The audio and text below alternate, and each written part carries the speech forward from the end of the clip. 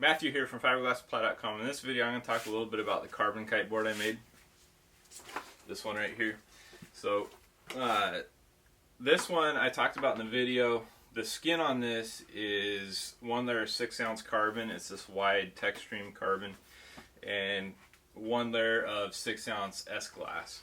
Really thin laminate. So most of the boards, like this one here, we're doing a 20-ounce triaxial glass. So this is about 2/3 of the weight of this.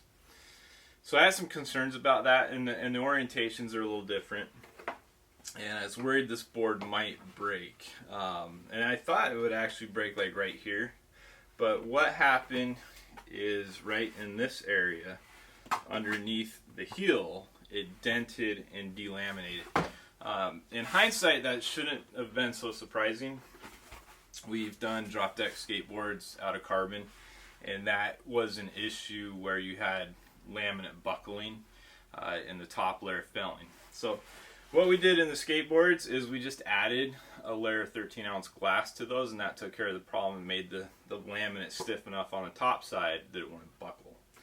So what I've done on this board, and I'm going to show you the process here in a minute, is I've added about 4 layers of 6-ounce glass in this area, and the damage actually goes to the middle of the board. And I'm going to ride this for a while, and we'll see how that holds up. And then if it does, and actually I have ridden this probably 10 times since I did the repair, and it is holding up well. So in another video, what I'll do is I'll actually take a piece of this laminate and I'll blend it. I'll cut it out and blend it and make that repair look a lot cleaner.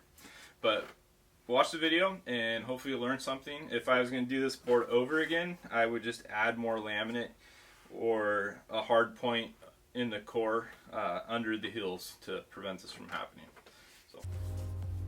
So the first thing I'm going to do here is take off the bindings, and we'll get those out of the way.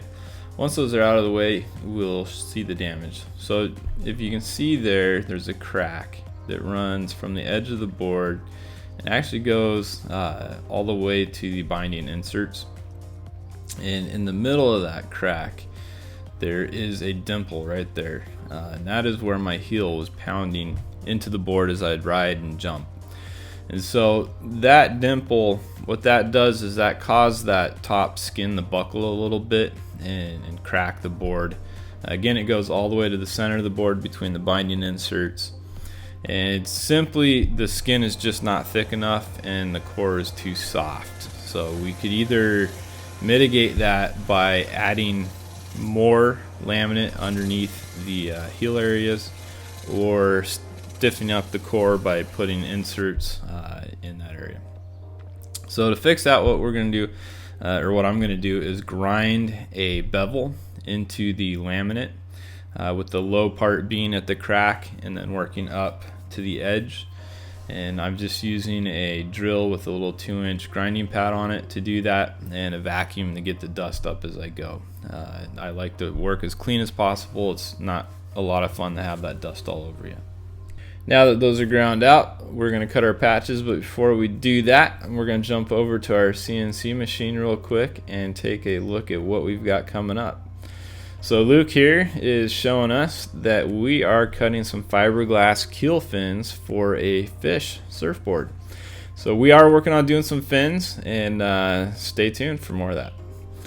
Now we're going to go ahead and cut out our patches. We're going to cut different widths of patches so they kind of radiate out like a target in size.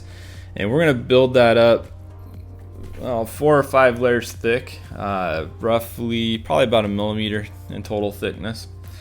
And that is going to do a couple of things. By stepping them, hopefully we're going to fill in that V bevel, and then by adding the extra thickness of the fiberglass in that area, as I ride, that thickness will not buckle underneath my weight and impact.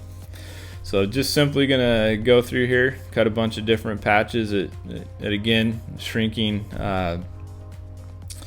steps like you can see there. And now that those are cut, before we laminate, I'm going to go around and tape off around that. Last thing I want to do is get resin on the board where I don't want it. So that just creates extra work. If you've seen our other videos, you'll notice I tend to use quite a bit of masking tape. Much easier to remove masking tape or to sand into masking tape than it is to remove resin that's stuck to the board. And so I'm just taping off the edge of the board here so that any resin that drips off the edge will not be stuck on the board. The other thing is you want to make sure that you sand the area that you're going to adhere the fiberglass to. The smooth, shiny surface will not adhere very well, especially in the thinner layers, and so you got to make sure that you sand it out. Usually you want to sand out past where your fiberglass is going to go. To not make a mess on the board, I tend to pre-laminate the patches on a piece of plastic, and that's what you see here. Once those are all wet out and the excess resin squeegeed out of those, I'll put them in place on the board, and then with a brush or a squeegee or even with my fingers, work out any air bubbles and make sure that we're well adhered to the board and that there's no voids in there.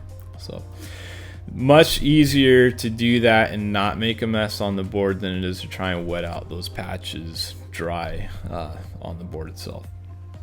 So you can see here I'm just using my fingers to work out any air and make sure I've got a nice clean patch. The one thing I did not show you there is I did put a piece of peel ply over the patch afterwards, and that just helps smooth everything down. That's the white fabric you see extending past the edge there.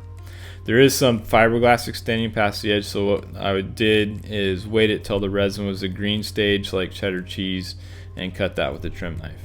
I'm removing the peel ply here and then removing the tape. So because I've used peel ply to help get everything down and remove the excess resin, it's really easy to take off the tape.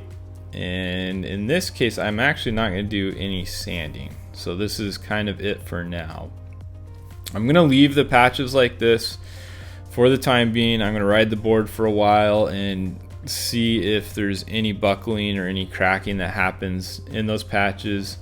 And after I'm happy with that, if there's not been any of that, what I'll do is I have some of the original laminate from the build, and I will cut that and blend that in. So thanks for watching this video. Really appreciate your support, and this has been a ton of fun to do. So take care.